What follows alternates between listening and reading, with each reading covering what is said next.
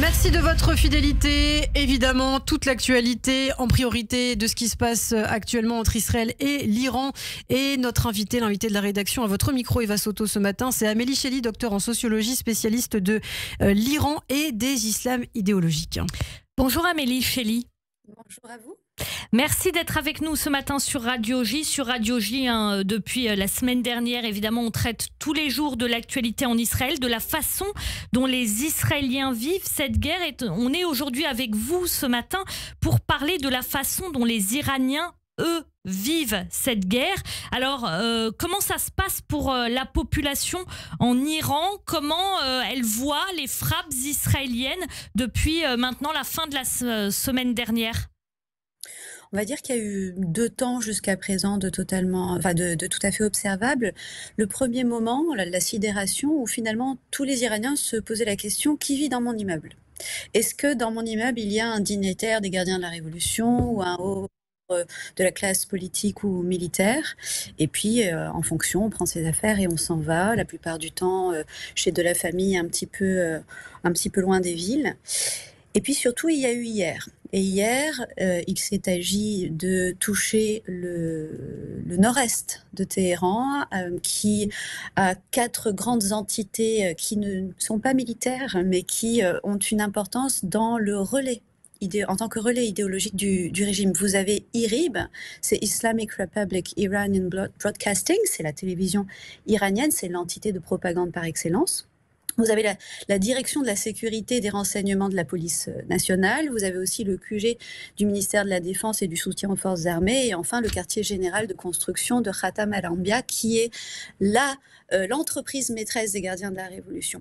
Donc, à partir du moment où il y a eu ces explosions, ce lieu-là visé, les Iraniens se sont rendus compte que la perspective de Benyamin Netanyahou n'était pas uniquement de mettre un temps d'arrêt à la nucléarisation militaire du pays, mais tout simplement de s'en prendre à toutes les entités qui tenaient la République islamique en vue de ce qu'on appelle le regime change. Donc, pour vous, Amélie Chély, quand Benyamin Netanyahou dit que l'objectif, c'est le nucléaire iranien et son programme balistique, avec éventuellement pour conséquence la chute du régime, c'est de la communication, mais ce qu'Israël souhaite à égalité, c'est la chute du régime.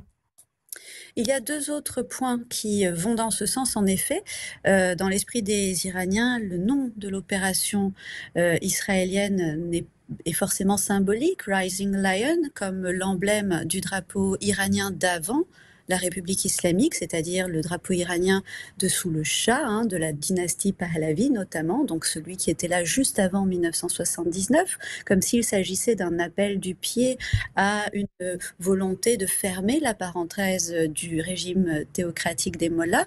Et le deuxième point, c'est la première prise de parole de Benyamin Netanyahou qui s'adresse à la population iranienne en disant: nous n'avons rien contre vous, nous avons beaucoup d'admiration pour le peuple iranien, pour le peuple perse, c'est contre l'architecture politique qui vous opprime depuis plusieurs décennies maintenant que nous visons, c'est elle que nous visons. Donc ces choses-là mises ensemble, c'est-à-dire l'élargissement des bombardements à d'autres cibles que des cibles militaires, plus le nom de l'opération, plus les discours de Benyamin Netanyahou, tout cela ensemble, pour les Iraniens, il ne fait pas de doute qu'il s'agit d'une opération en vue d'un regime change.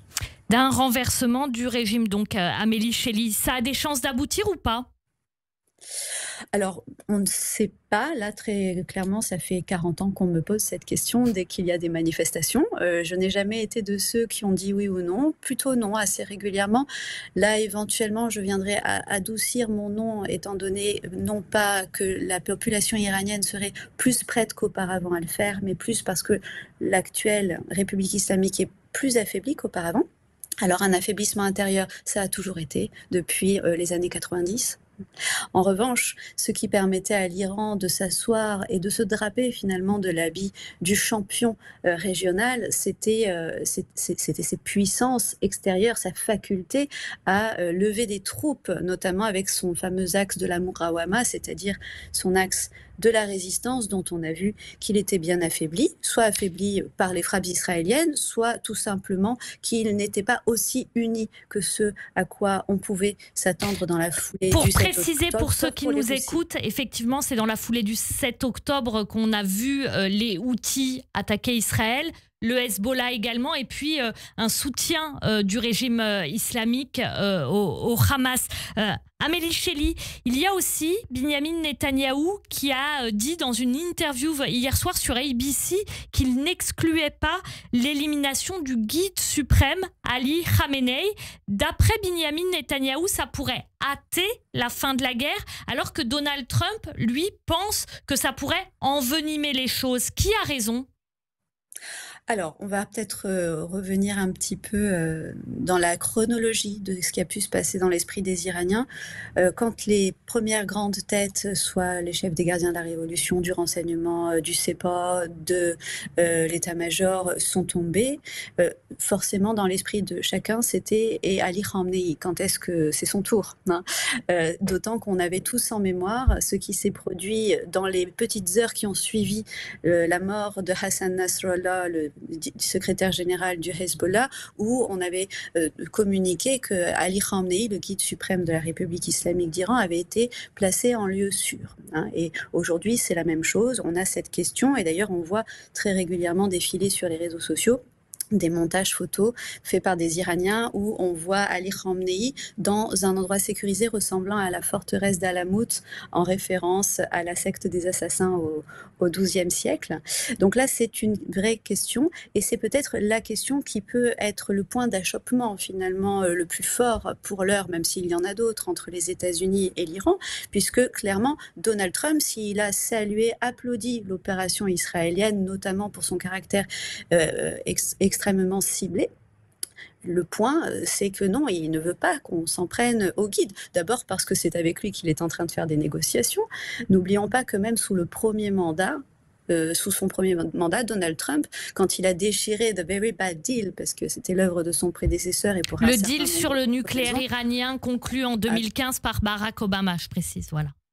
Voilà, avec d'autres signataires évidemment. Ce qui l'intéressait plutôt, c'était non pas la latéralité, mais c'était la bilatéralité. En d'autres termes, Donald Trump veut faire des accords bilatéraux avec l'actuel guide. Peu importe pour Donald Trump quel est le régime en place. À la limite, quand on se souvient de son premier mandat, c'était plus son entourage comme Bolton ou comme Pompeo qui parlait de regime change de façon beaucoup plus systématique.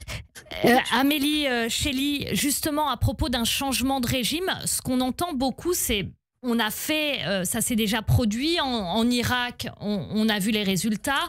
En Libye, on a vu les résultats. En Syrie aussi, on a vu les résultats, même si là, ça semble incertain. Est-ce que la situation de l'Iran en cas de changement de régime peut être comparée à tous ces pays, étant donné la composition de la structure de la population iranienne, son niveau d'études, etc.? C'est pas du tout comparable en effet. On n'est pas dans une population qui a un même degré d'intellectualisation du fait politique, qui a un même degré de niveau de connaissance historique, de compréhension des relations internationales. Ça n'est pas du tout comparable à ce stade. En revanche, là où ça pourrait, alors non pas être comparable, mais ne pas, parce que ça n'est pas comparable, envisager que la chose pourrait se faire de la meilleure des façons, si on considère un changement de régime en Iran, c'est tout simplement parce que l'autre grande différence, au-delà de ce qui concerne les caractéristiques des populations, c'est que l'Iran a déjà connu une révolution. Il y a 40 ans, la population s'en souvient, il y a déjà eu une révolution populaire pour renverser le Shah, et comme il n'y avait pas d'homogénéité dans la perspective d'avenir, eh bien, les Iraniens ont fait les frais d'un régime beaucoup plus sanglant que celui qu'ils avaient fait choir. Donc ça, c'est un traumatisme qui peut être un frein dont il ne faut absolument pas faire l'économie quand on considère la perspective d'un changement de régime. Ça veut dire, pour être clair, ça veut dire que les Iraniens souhaitent un changement de régime, mais ils en ont peur aussi, c'est ça ? Mais ils ne sont pas tout à fait... ils n'ont pas d'idée uniforme, unique, homogène sur ce qui pourrait advenir après. Quand il avait été question du mouvement vert, il y avait eu un certain nombre de leaders qui avaient commencé un petit peu à émerger. Et puis finalement, les choses se sont essoufflées. Et toutes les manifestations qui ont suivi, c'était plutôt des manifestations pour revendiquer des choses permettant de mieux vivre en Iran sous ce régime dont on attendait un assouplissement. Là, c'est différent. Là, ce serait différent si vous parlez de regime change. Et comme il n'y a absolument aucune figure, aucun paradigme qui semble se profiler à l'horizon, c'est plus incertain. Merci beaucoup Amélie Chély d'avoir été en direct avec nous ce matin sur Radio J. Merci beaucoup pour ces éclairages. Bonne journée à vous.